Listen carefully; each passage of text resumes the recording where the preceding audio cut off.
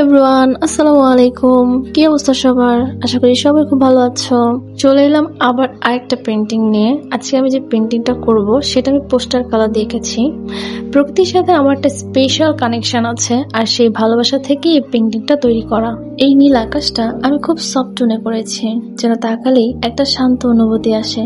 সাদা মেঘগুলো আমি হালকা ব্রাশ স্ট্রোক দিয়ে এঁকেছি, যাতে আকাশটা স্বাভাবিক আর জীবন্ত মনে হয়। এই নীল আকাশটা শুধু একটা আকাশ না, এটা একটা মুক্ত মন, একটা খোলা স্বপ্ন। হালকা সাদা মেঘগুলো যেন ধীরে ধীরে ভেসে চলা শান্ত সময়ের প্রতিচ্ছবি। এই ছবির মাধ্যমে আমি একটা শান্ত বিকেল, খোলা আকাশ আর নির্মল বাতাসের অনুভূতি তুলে ধরতে চেয়েছি। সবুজ পাতার ভেতরে সূর্যের আলো পড়ার একটা নরম অনুভূতি দেওয়ার চেষ্টা করেছি। প্রকৃতি মানেই শান্তি, আর এই শান্তির অনুভূতিটাই আমি রঙে ধরার চেষ্টা করেছি এই পেন্টিং এর মাধ্যমে। আর এই দুইটা উঁচু গাছ, আমি চেয়েছি যেন এগুলো দৃষ্টিটার মূল আকর্ষণ হয়। নিচের সবুজ গাছগুলো প্রকৃতির সতেজতার প্রতীক।